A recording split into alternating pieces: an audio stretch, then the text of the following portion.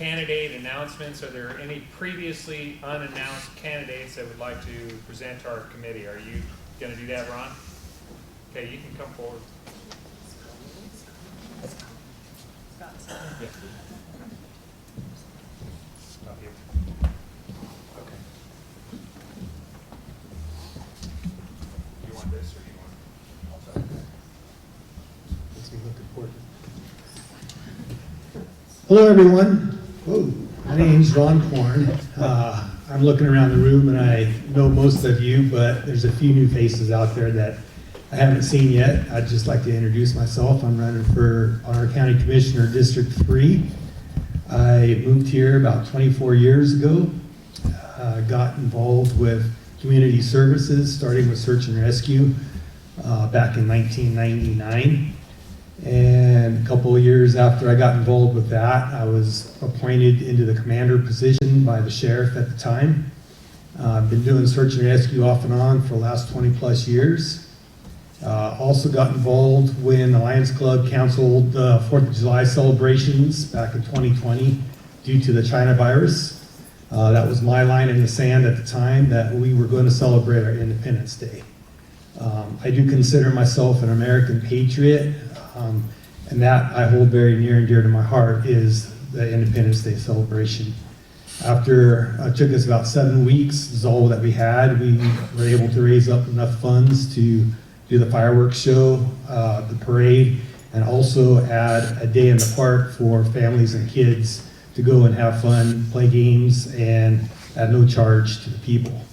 I'm come from a small town in Southern California. A lot of people that don't know California that well, there are some small towns in California. I was born and raised in a small town of about 7,000 people, about the size of Sandpoint. Grew up on 60 acres out in the country riding dirt bikes and shooting jackrabbits out of my bedroom door. So I understand what small town America is about, and that's what I was trying to bring back during that Independence Day celebration. Since then, I also got involved with some other things. I saw the country kind of spiraling downwards last 3 years. Saw Antifa rioting and looting. I saw the BLM movement out there doing what they were doing, and there's just no repercussions. And I was kind of curious why everything was being allowed to happen. Very concerned, and so that's when I decided to get involved with the Patriot groups and actually ended up starting my own militia, the 7 Bravo militia, which is the local Bonner County militia, one of them. We're a group of highly trained professionals that are here to render emergency aid to the community if ever needed. And that's even in, I'm gonna call it peacetime, flooding. We're here to help fill sandbags. We're here to help with medical emergencies. We've got multiple registered nurses, EMTs in the group. And like I said, we're just here as a community service. I also got involved with, well, I actually started a nonprofit organization that we are raising funds to support Patriot groups and Patriot events local here in Bonner County. It's called the FACLU, and we were privileged enough to help one of the local truck drivers that wanted to participate in the People's Convoy that went from California to Washington, D.C. So I'm a grassroots person, and I mean grassroots. I don't have a lot of money. I work hard. Everything I pay for is in my blood and my sweat and my tears. Also started 7B Volleyball Club for younger girls about 10 years ago. And I come with my background as far as my work, 30 years of self-employment. I understand how to run budgets. I understand how to do contracts. I understand the business, the private business. So I'm just here to ask you for your vote on May 17th, Ron Korn for Bonner County Commissioner. I don't know if we want to have any questions. Does anybody have any questions for Ron? Yes, sir. Dan Rose, you said you have business. Have you ever deposited a check from any of your business with a full business name on it, besides just Ron Korn? No, my business name is Ron Korn. No, it's listed on the website, 3 different websites, 3 different businesses that it's not. It's Ron Korn Excavating, Ron Korn, this, that. Ron Korn does a lot of things. Thank you. I'm a handyman. I come from a big background of construction trades. I can do just about anything. Any other questions for Ron? Yes, sir.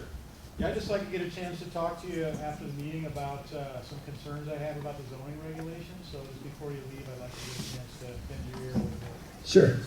Is there any questions about, I know there's some rumors and some lies spreading around about me suing the sheriff's department. Is there any questions that need to be cleared up about that?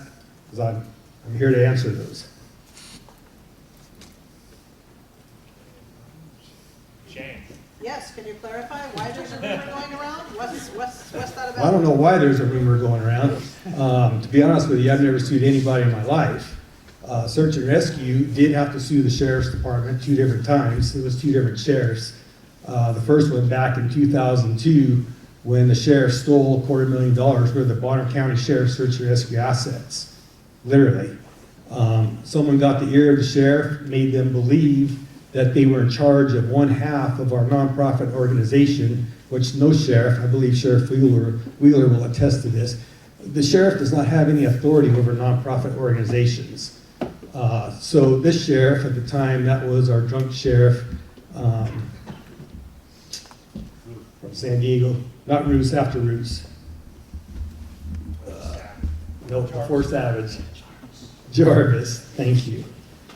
So Jarvis came in and he was led to believe that he was in charge of the operations part of our nonprofit corporation. And that was a totally false assumption on his part. And we ended up having to sue the sheriff. Bonner County Sheriff Search and Rescue had to file a lawsuit against the sheriff's office because they stole $250,000 worth of our equipment and our assets. And I ask everybody here, what would you do if the sheriff came in and stole your property? What recourse do you have? The only recourse was to file a lawsuit against the sheriff's office. 4 years later, we finally got a court date. That was quite an experience. And we prevailed in that case. And we got most of our equipment back. Some of it had been used. We had a brand new 2002 Ford Expedition that we got on a grant that was given to the Bonner County EMS. At the time, it was just getting started. And when we got that back, it had about 90,000 miles on it. So the second time that we had to sue the sheriff's office was because we were told that we were going to get some equipment from the military surplus program. And the only stickler was that Bonner County Sheriff Search and Rescue had to pay to get that equipment back here. So I took that back to our organization and we voted on spending the funds to go get some of this military equipment surplus, backpacks, canteens, stuff like that that we could use. And after a year, the stipulation was it had to stay on the sheriff's office inventory for a year. After a year, it was comes off of the inventory and it was to be donated to the search and rescue group. So we spent search and rescue funds going over there. I think we made a total of 2 trips, I think, going over there, getting some equipment, bringing it back. And after the 1 year period, I approached the undersheriff at the time and asked him for a formal letter donating this equipment to search and rescue. And I got to run around for 3 or 4 months, and finally I just laid it out on the line, and he said that they couldn't do that.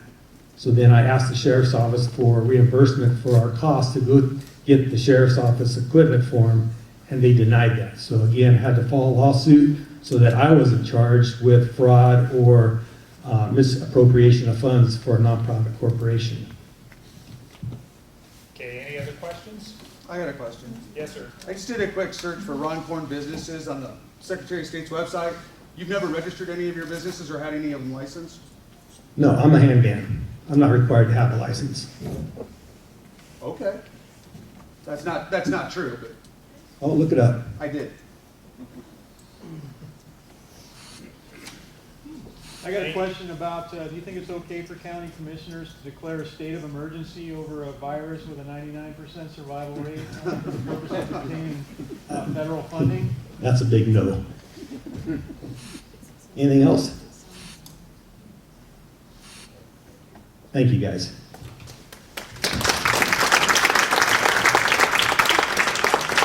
What are you doing? Yeah, can I just say something? I think it's real important. Proverbs 18:17, it says, "The first stated case seems right until another comes to examine him." And I was just kind of sitting back there, sitting in my seat, and people shouldn't be able to say things about the sheriff's office and lawsuits without somebody saying something else. And so I think it's important that I do that. Some of the things that Ron Korn said is true, but there's half-truths in it. And some of them is, he came to the assumption that some of the property from the 1033 was going to him. And we asked the 1033 project manager, we talked to our attorneys, we talked to the feds, we actually talked to the Attorney General in the state of Idaho, the federal Attorney General, to get involved in this, because there was a list of lots of items that were held by search and rescue, and a lot of those items, like Humvees and night vision and some things that remain on the list that nobody can be in possession of. And we had to actually get the U.S. Attorney General's office involved. We had to get the Idaho State Police Office. We had to make a formal request to come and get that equipment back, and it was not going to come back. We did come to a resolution and refund the search and rescue for the time and for the fuel that they did to go get those items. But I think the misunderstanding was their group thought that the equipment belonged to them. They were under the assumption. We never made those promises. There was a misunderstanding, and when we asked for that to be returned, they said no, and so we had to get all these other law enforcement agencies involved and make a demand and actually go to the property and take possession of those things that belong to the federal government and belong to the state. So I just think it's really important that you get both those sides, and if somebody wants copies of some of those documents and those letters, feel free to come by the sheriff's office, and you can read those documents yourself and form your own opinion and come to your own conclusions, rather than hearing one person say this and one person say that. I just felt it was important that I make that. Thank you. No, thank you. Thank you.